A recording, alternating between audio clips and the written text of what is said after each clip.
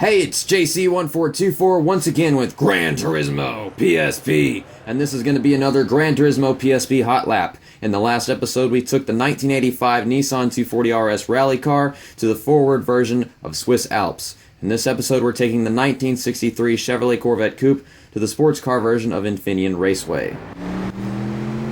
And yes, this is a really easy car to drive around this track with all driving aids off and manual transmission and with the professional physics.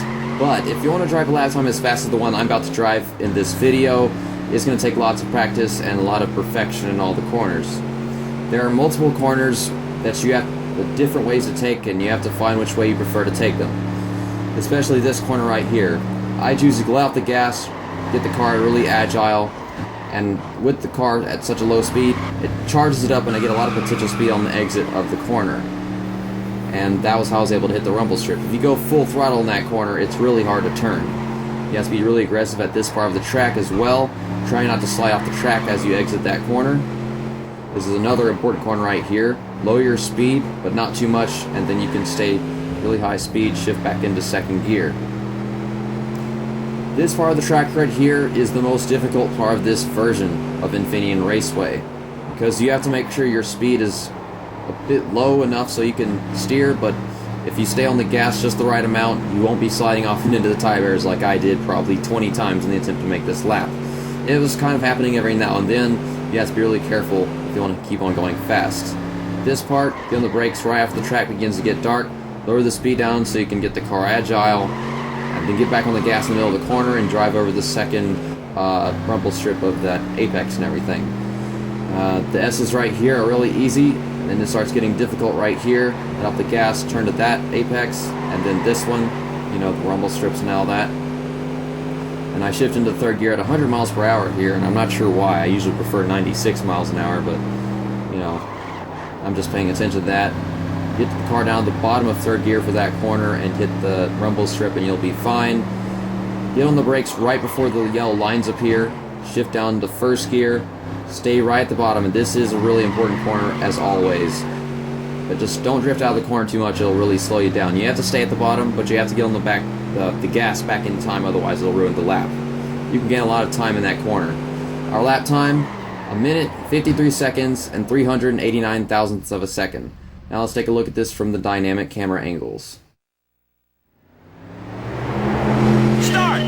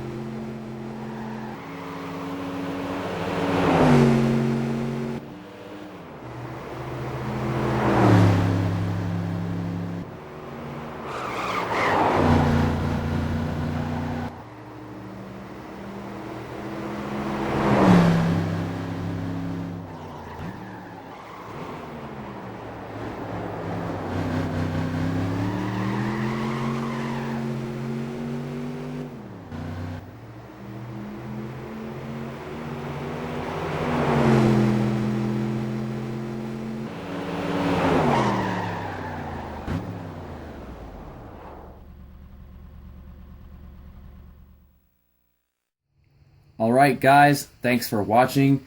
That was my hot lap of the 1963 Chevrolet Corvette Coupe at the sports car version of Infineon Raceway. My record lap time, 1 minute, 53 seconds, and 389 thousandths of a second. Now, as I said at the very beginning, this car is really easy to drive at this track, but if you want to set a lap time like that, it takes a lot of practice. You have to take all these corners the fastest you can possibly take them. You have to find your preference of the corners, like the uphill section at the beginning, that first U-turn, and definitely that final U-turn, one of the most famous turns in all of motorsports, because it's a very specific corner. You have to stay at the very bottom there, but you have to keep your speed up, and if you keep it up too much in this car, it's a muscle car, it'll get really loose on the rear and you'll be sliding around. You don't want the car sliding around like that too much, unless you're exiting the corner. Even when you're exiting the corner, you don't want it to be sliding around like that, otherwise it'll just really slow down your exit. Other than that, it takes a lot of practice. Maybe just you can try ghost lap racing, but even then you'll be kind of overdoing things, trying to beat the ghost. You'll have to figure out where you need to improve and where you need to not improve, because you'll be trying to beat the ghost at some part of the tracks where you can't improve at, because it's kind of not exactly possible with the car you're racing. I mean, it just really depends on what your lap time was whenever you originally set that one. And whenever I set my final lap time, I was using the ghost lap mode and everything. I had the ghost car on, and I realized that I was trying to overtake my ghost at parts of the track that I could not make any better. And I would drive off the track into the wall and die, and it was just a big disappointment. So you want to just try to not focus on the ghost at some parts of the track, and then focus on it whenever you get to a part of the track where you know you can definitely improve, where you know you did something wrong, and then you'll be looking behind you and seeing the ghost there in no time. Well, and like I said earlier, this was with no driving aids, manual transmission, and on the professional driving physics.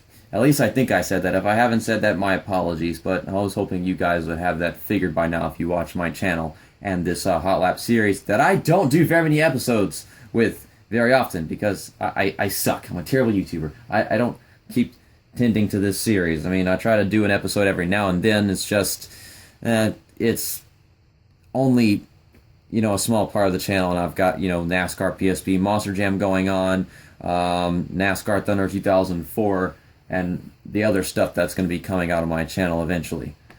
Either way, once again, thanks for watching. I really appreciate the support, you guys, and I hit 200 subscribers. I was like, I should release one of these again, so that's one reason why I thought of doing this again.